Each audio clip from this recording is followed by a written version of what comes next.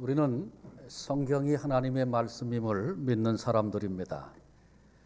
하나님의 말씀인 성경은 신구약 66권으로 되어 있죠. 그것을 가장 한마디로 요약해서 말한다면 성경의 요절이라 할 수 있는 요한복음 3장 16절일 것입니다. 하나님이 세상을 이처럼 사랑하사 독생자를 주셨으니 이는 그를 믿는 자마다 멸망하지 않고 영생을 얻게 하려 하심이라. 이 귀절에는 하나님, 사랑, 독생자, 믿음, 멸망, 영생 이런 아주 중요한 단어들이 등장을 합니다. 하나님이 사랑하신 방법이 독생자까지 주신 것입니다. 하나님이 그토록 사랑하신 목적이 오직 하나, 우리로 인생으로 구원을, 영생을 얻게 하시기 위함입니다.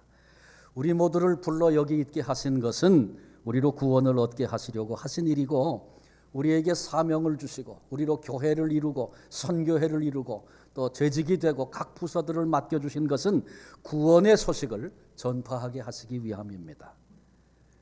평소 늘 건강 문제는 자신 있다 그렇게 말하면서 살던, 온갖 좋다는 것은 모조리 섭취하던 재벌이 한 사람이 있었습니다. 이 사람이 58세가 됐는데 갑자기 몸이 피곤을 느끼기 시작하고 눈이 침침해지기 시작합니다. 이상하다 생각하고 병원을 찾았습니다.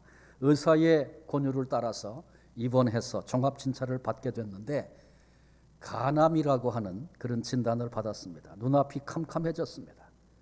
할 수 있으면 수술을 피해보자 그렇게 생각하고 좋다는 약은 다 구해서 먹었습니다. 그러나 그것으로 되지 않았습니다.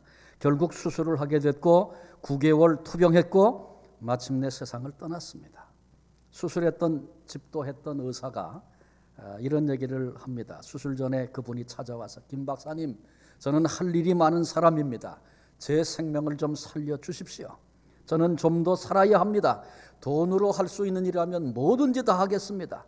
제발 저를 살려주십시오. 애원을 했다는 것입니다. 그러나 그를 집도했던 의사도 그를 살려내지 못했고, 그가 소유했고 그토록 의지했던 돈도 그를 구원해내지 못했습니다. 생명, 구원 이런 것들은 근본적이고 가장 소중한 문제가 아닐 수 없습니다. 이는 간암으로 죽어간 한 재벌의 문제만 아니고 이 자리에 함께 있는 오늘 우리 모두의 문제며 바로 나의 문제이기도 합니다. 당신은 참 생명을 소유하셨습니까? 당신은 구원을 받으셨습니까? 오늘 본문은 우리에게 구원의 비결을 3가지로 소개해 주고 있습니다. 구원의 비결 그 첫 번째는 예수 그리스도를 마음으로 믿어야 한다는 것입니다. 9절에 내 마음에 믿으면 구원을 받으리라. 10절에 사람이 마음으로 믿어 의에 이르고, 여기서 말하는 의는 뭡니까? 성경은 의인은 없나니 하나도 없다 그러셨죠. 그런데 의인이라고는 하나도 없는데 하나님께서 우리에게 의의 옷을 입혀주시고 의로운 자라고 우리를 그렇게 불러주신 것입니다. 그걸 신학적인 용어로는 칭의 그렇게 말합니다. 하나님이 우리를 의로운 자라고 불러주시고 인정해 주신 그것은 구원의 또 다른 이름입니다. 그런데 이 모든 것이 마음으로부터 시작된다고 말씀하고 있습니다. 사랑이든 미움이든 마음의 결정으로부터 그것이 시작됩니다. 그러므로 마음을 어떻게 먹느냐, 그건 대단히 중요한 것입니다. 영국의 유명한 소설가 버나드 쇼를 아실 것입니다. 평소에 심장이 약해서 고생을 했답니다. 어느 날 심장이 멎을 것 같은 큰 고통이, 통증이 찾아왔습니다. 급히 의사에게 전화했습니다. 빨리 좀 와주십시오. 심장이 금방 터질 것만 같습니다. 의사가 달려왔습니다. 2층 그의 방으로 올라가는데 너무나 마음이 급하니까 2계단씩 막 뛰어올랐습니다. 그리고 이 의사가 버나드가 누워있는 방에 들어서자마자 쓰러져 버렸습니다. 말도 하지 못합니다. 숨만 헐떡거립니다. 심장을 부둥켜 안았습니다. 이 모습을 지켜보던 버나드 쇼가 깜짝 놀랐습니다. 자리에서 벌떡 일어났습니다. 웬일입니까? 이렇게 물어도 의사가 말도 못하고 눈만 껌뻑거립니다. 근데 가만히 생각해 보니까 자기한테 있는 증세하고 똑같은 거예요. 그래서 옛날에 의사가 어떻게 했나 생각을 하면서 이 버나드 쇼가 의사를 돕기 시작했습니다. 의사가 했던 것처럼 가서 물을 끓여갖고 더운 차를 갖다가 만들어서 그 의사에게 먹여줬습니다. 찬물수건을 만들어서 머리에 얹었습니다. 자기가 먹던 약을 찾아내서 그 약을 또 먹이기도 했습니다. 의사를 돌보느라고 이리 뛰고 저리 뛰는데 몸에 땀이 나기 시작합니다. 1시간쯤 흘렀습니다. 의사가 정상을 회복한 듯이 정신을 차리더니 자기가 가져온 가방을 챙기면서 돌아가려고 합니다. 그러면서 말합니다. 왕진비를 내십시오. 버나드가 기가 막혀서, 아니, 내가 당신을 도와줬는데 돈을 내면 당신이 나한테 내야지, 나한테 왕진비를 내라니 그게 무슨 소리입니까? 그랬더니 의사가 이렇게 말했답니다. 선생님, 아프다던 당신이 건강하게 나를 1시간씩 치료해 주지 않았습니까? 그런데 그게 내 치료 방법이었습니다. 지금 어디 아픈 데 있습니까? 선생님은 걸핏하면 침대에 누워서 의사를 부르는 마음의 병이 있습니다. 잔소리하지 말고 진료비 내십시오. 그랬답니다. 마음을 어떻게 먹느냐 중요합니다. 만일 오늘 우리의 마음을 그림으로 그려낸다면, 사진으로 찍어서 볼 수 있다면 아주 복잡 미묘하지 않겠습니까? 하나님이 독생자, 사랑하는 아들을 이 땅에 보내시고 형편없는 나를 살리시려고 예수님을 그 고통의 십자가에 달려 못 박혀 죽게 하셨습니다. 그리고 예수께서 말씀하신 대로 죽은 자 가운데서 다시 살아나심으로 우리의 영원한 소망이 되셨습니다. 그 예수님을 마음으로 믿어야, 내 마음이 결정돼야 우리 인생의 방향도 결정이 됩니다. 이런 마음의 결단을 하지 못한 채 신앙생활하면 우리 신앙은 날마다 그 타령하고 말 것입니다. 초대교회 심각한 박해가 있었습니다. 그럼에도 성도들이 끝까지 신앙을 지키고 순교까지 할 수 있었던 것은 그들은 마음으로 결정하고 마음으로 예수님을 믿었기 때문입니다. 우리도 우리의 마음으로 예수님을 믿기를 바랍니다.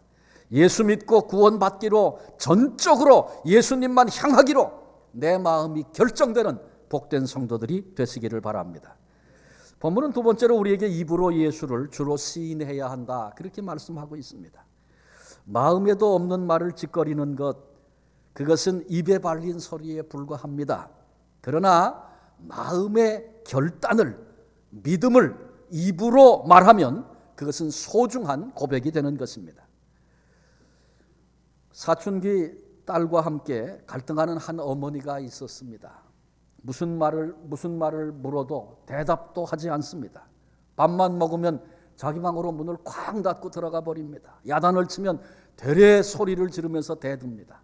어떻게 해볼 길이 없어요. 그래서 이 문제를 목사님하고 상의를 했는데 목사님 조언을 해줬어요. 그래서 그 조언대로 매일매일 정성껏 딸에게 편지를 쓰기로 하고 그 일을 실천했습니다. 내 사랑하는 딸 영아야, 어머니의 애정과 관심을 쏟은 그런 편지를 매일 써서 딸의 책상 위에 올려놨습니다. 한 보름쯤 지났습니다. 딸이 학교를 간 후에 또 한 장의 편지를 써서 딸의 책상 위에 놓으려고 딸 방에 들어갔습니다. 그런데 그 책상 위에 영아가 엄마한테 쓴 편지가 놓여 있는 것이었습니다. 가슴이 두근거렸습니다. 그 편지를 읽어보니까 사랑하는 엄마, 나를 용서해 주세요, 이렇게 시작된 딸의 편지를 보았습니다. 근데 딸이 울면서 그 편지를 쓴 것 같아요. 눈물이 그 편지 여기저기에 젖어 눈물 자국이 있었어요. 그날 학교에서 돌아온 딸과 이 어머니는 서로 껴안고 통곡을 하고 울었습니다. 편지를 통해서, 고백을 통해서 모녀의 갈등을 아름답게 회복한 그런 이야기입니다. 모름지기 사랑이란 고백을 통해서 깊어지고 두터워지기 마련입니다. 9절에 보니까 내 입으로 예수를 주로 시인하며 10절에 입으로 시인하여 구원에 이르느니라, 이렇게 말씀하고 있습니다. 주라는 말은, 여기서 주라는 말은 헬라어로 퀴리오스라고 하는 그런 단어입니다. 이 퀴리오스는 구약의 야훼, 하나님의 이름이죠. 야훼를 신약에 와서 퀴리오스라고 이렇게 번역을 했습니다. 그러니까 예수가 주, 이런 표현은 초대교회의 아름다운 중요한 신앙 고백이었는데 곧 그 말은 예수님이 곧 하나님이십니다, 그런 의미고 또 다른 의미는 예수님이 내 생애, 내 생명, 내 인생, 내 모든 것의 주인이십니다. 그런 고백이기도 합니다. 그러므로 예수님을 나의 주라고 고백하는 것은 귀중한 신앙의 고백이 아닐 수 없습니다. 우리는 신앙생활하면서 아주 쉽게 주여 혹은 주님 이런 말을 씁니다. 남들이 하니까 나도 합니다. 나도 모르게 습관적으로 쉽게 튀어나오는 그런 말이 돼버리고 말았습니다. 그러나 주여라고 하는 이 고백은 단순한 입술의 소리가 아닙니다. 우리 마음에서 시작된 우리의 마음이 담긴 신앙의 고백이 되어야 하는 것입니다. 기독교가 한참 박해를 받았을 때 유명한 로마의 네로 황제 시대에 되어진 이야기입니다. 황제 밑에 황제의 씨름꾼 투사 이렇게 이름이 붙여진 그렇게 불려지는 사람들이 있었습니다. 이 사람들은 힘이 있고 용감한 그런 젊은이들로 구성이 됐는데 그런 사람들을 모아서 씨름꾼 투사로 특별 훈련을 시킨 지금으로 말하면 특별 부대원과 같은 사람들입니다. 경기장에서 씨름하기 전에 손을 들고 서서 이렇게 외칩니다. 우리는 황제 폐하의 씨름꾼 투사들. 우리는 황제를 위하여 싸워서 이기고 우리는 황제가 주시는 면류관을 받나이다. 싸워서 이기고 황제가 주는 면류관을 그들은 큰 영예로 생각하고 싸움을 앞에 두고 이렇게 외치면서 용기를 불러일으키곤 했다는 것이죠. 한 번은 로마와 불란서가 전투를 하게 됩니다. 이때 네로는 황제 씨름꾼들을 보내서 그 전투에 앞장을 서도록 했습니다. 그런데 그들 가운데 가장 뛰어난 씨름꾼 부대가 있었는데 그 부대는 백부장 베스파시안이 지휘하고 있는 그런 부대였습니다. 이 부대는 용맹을 떨치면서 가는 곳마다 승리를 이루어냈습니다. 그런데 그 즈음에 네로 황제가 바로 그 용맹스러운 베스파시안이라고 하는 백부장이 이끄는 그 부대 속에 예수 믿는 그리스도인들이 생겼다는 이야기를 듣게 됐습니다. 당시 그리스도인이 된다는 것은 죽음을 의미합니다. 황제와 아무리 가까운 사이여도 예외가 없었습니다. 드디어 황제가 베스파시안에게 칙령을 내렸습니다. 네 부대 속에 있는 그리스도인들 찾아내서 반드시 죽여라. 그런 명령이었습니다. 마침 그 부대가 꽁꽁 얼어붙은 연못가에서 야영을 하고 있을 때였습니다. 베스파시아는 괴로운 심정으로 부대원들을 다 한자리에 불러 모았습니다. 그리고 말했습니다. 너희 중에 예수를 믿는 사람이 있다면 한 걸음 앞으로 나와라. 그런데 놀랍게도 그 말이 떨어지자마자 서슴없이 40명의 용사가 한 걸음 앞에 나와 서서 일렬로 줄을 섰습니다. 깜짝 놀랐습니다. 한 명, 두 명 있겠거니 그랬던데 40명이 내가 그리스도인이라고 자처하여 나온 것입니다. 나는 이제 황제의 명령을 따라서 그리스도인들은 다 죽여야 하는데 마지막 기회를 주겠다. 해질 때까지 잘 생각해봐라. 나라를 생각하고 전우들을 생각하고 가족들을 생각하고 거짓된 믿음을 버리라고 호소했습니다. 그리고 해질 때까지 마음을 정할 수 있는 시간을 줬습니다. 드디어 해가 떨어졌습니다. 그러나 40명은 변함이 없습니다. 꼼짝도 안 하고 그 자리에 서 있습니다. 베스파시안이 전우들의 피를 흘리는 것을 원치 않아서 그들을 다 빨가벗겼습니다. 꽁꽁 얼어붙은 연못 위로 올라가게 했습니다. 그리고 말합니다. 내가 천막 안에 따뜻한 불을 피워놓겠다. 언제라도 너희들의 생각이 바뀌면 천막으로 들어와라. 그러면 산다. 그러자 40명이 손에 손을 잡고 외치기 시작합니다. 우리는 40명의 투사 주 예수를 위하여 싸우고 주님이 주시는 면류관을 받았을 40명의 투사. 그들은 이렇게 외치면서 믿음을 지켜나갔습니다. 시간이 많이 흘렀을 때에 한 사람의 씨름꾼이 그 고통을 견디지 못하고 얼어붙은 몸을 끌고 천막 안으로 들어갔습니다. 그랬더니 나머지 사람들이 다시 외칩니다. 우리는 39명의 투사 주 예수를 위하여 싸우고 주님이 주시는 면류관을 받았을 39명의 투사. 그런데 놀라운 사실은 바로 그때 백부장 베스파시안의 눈이 열립니다. 그가 눈이 열려서 본 것이 있었어요. 그게 뭐냐 하면 천사들이 40개의 면류관을 들고 순교하는 사람들에게 그 면류관을 씌워주려고 순교자를 영접하려고 내려오는 그 영광스러운 모습을 베스파시안의 눈이 열려서 본 것입니다. 그 모습을 보던 베스파시안이 벌떡 일어났습니다. 그리고 자기 머리에 썼던 투구를 벗었습니다. 옷을 다 벗었습니다. 그리고는 연못 위로 올라가 39명의 투사들과 함께 손을 잡았습니다. 그들이 다시 외치기 시작합니다. 우리는 40명의 투사, 주 예수를 위하여 싸우고 주님이 주시는 면류관을 받았을 40명의 투사. 그날 40명의 그리스도인들이 그렇게 예수는 주라고 고백하며 끝까지 믿음을 지켰고 순교의 길을 걸었습니다. 우리도 내 입으로, 내 목소리로 예수는 나의 주라고 고백해야 합니다. 예수 그리스도가 좋다고, 예수 그리스도 안에 참 평안이, 참 행복이 있다고 시인해야 합니다. 한번 좀 우리 따라서 한번 해보실까요? 예수는 나의 주. 나는 주 예수를 믿습니다. 예수님은 나의 주인이십니다. 예수님은 나의 왕이십니다. 아멘. 금년 한 해 동안에 이 믿음의 고백을 가지고 그 믿는 이들에게 주신 구원을 감사하며 그렇게 우리가 살아야 할 것입니다. 우리 교회가 금전에는 아이들부터 시작해서 온 교회가 한 주일에 한 번씩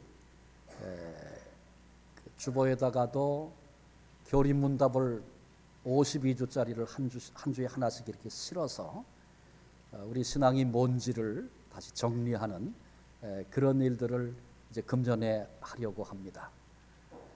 하이스에서는 교리문답을 가지고 그주그주 설교도 하겠다 그러고, 아동부에서는 가정예배 드릴 때 그것을 좀 같이 사용할 수 있도록 그래서 그런 방식으로 준비도 하고 있습니다.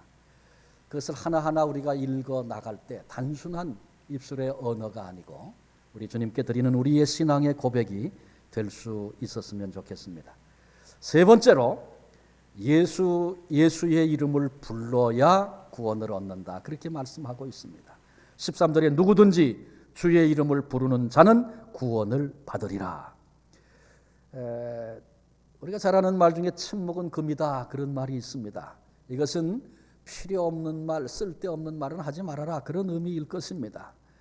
강의실에 앉아 있어도 출석 시간에 대답을 안 하면 어떻게 됩니까? 결석이 됩니다. 그런데 그때에도 침묵은 금이다, 그리고 입을 딱 다물고 앉아 있다면 그 사람은 어리석은 사람일 것입니다. 쓸데없는 말, 전혀 도움이 안 되는 말은 금해야 합니다. 그러나 꼭 필요한 말은 해야 하는 법입니다.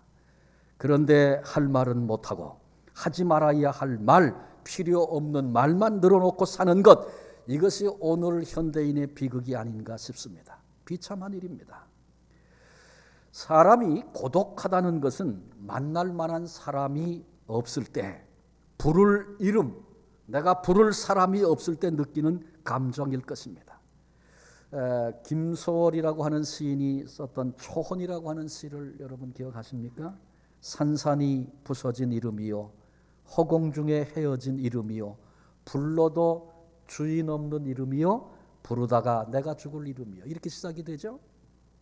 이 초혼의 깊은 시상은 다 몰라도 불러도 대답 없는 사람에 대한 애절함이 여기 담겨 있다 생각을 합니다.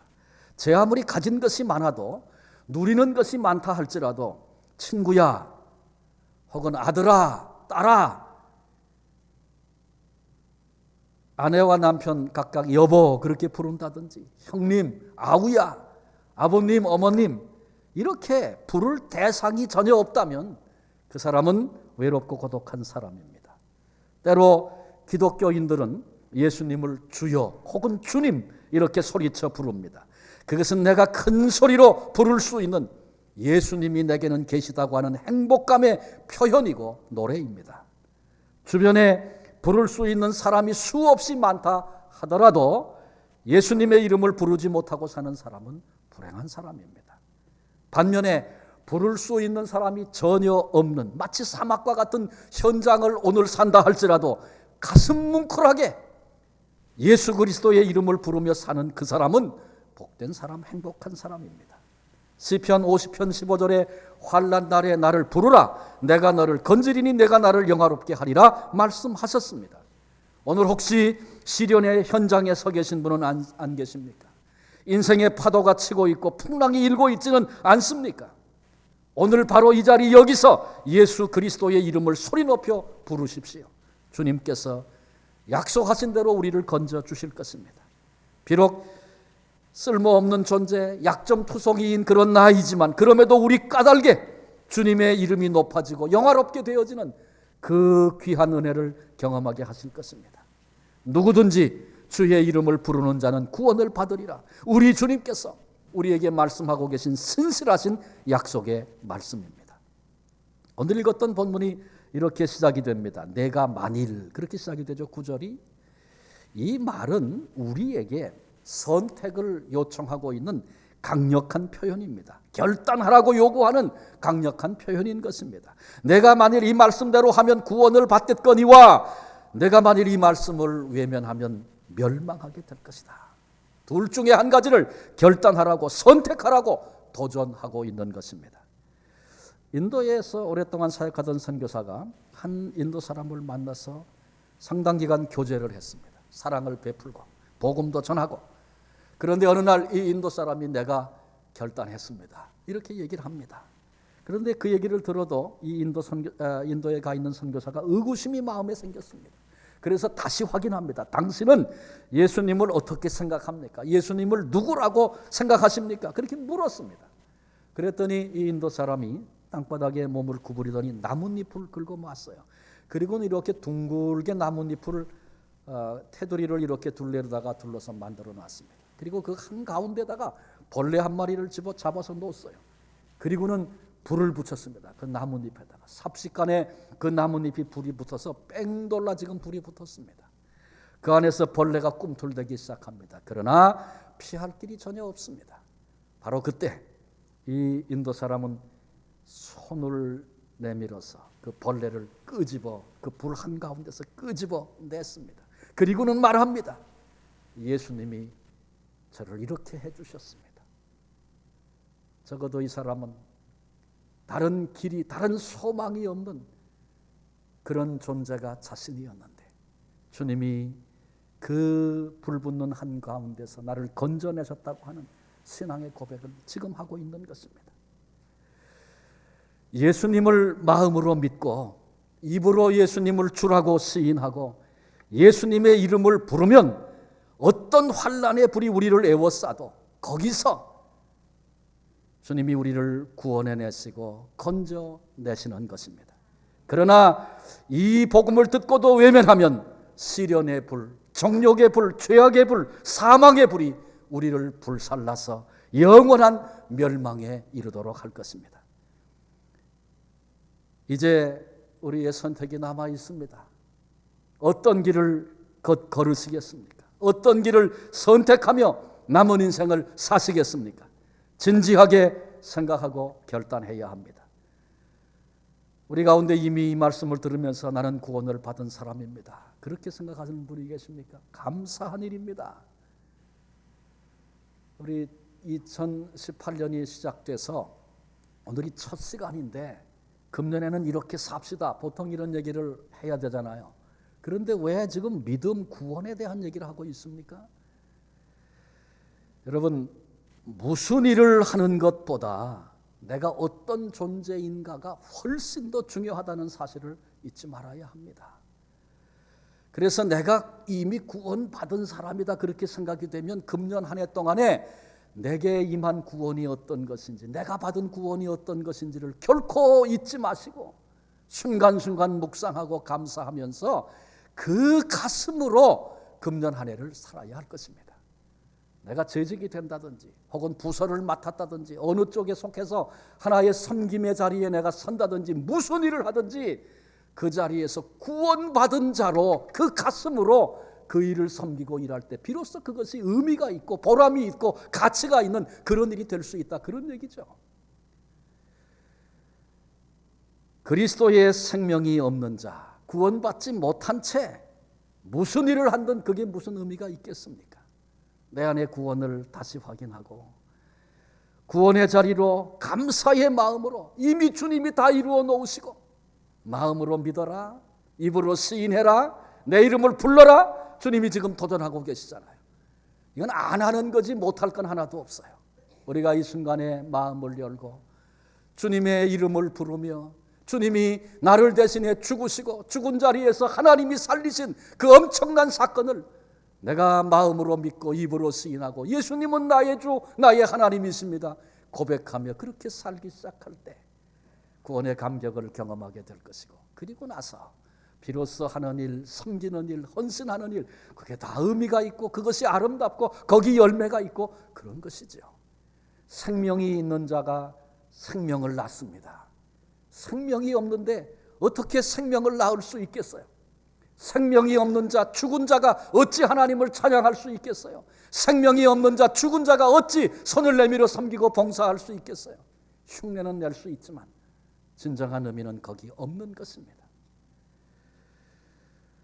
금년 한 해 받은 구원을 날마다 확인하고 무슨 일을 해도 구원받은 자로 감당해 나아가는, 그래서 몸부림치고 수고하고 애쓰고 남긴 그 흔적 하나하나가 하나님 앞에 보람되고 의미 있고 주님 바라보시고 기뻐하시고 내가 너를 안다 그렇게 말씀하실 수 있는 그 자리에서 하나님께 영광을 돌리며 승리하며 그렇게 나아가는 한 해가 되어지시기를 주님의 이름으로 축원합니다. 기도하시겠습니다.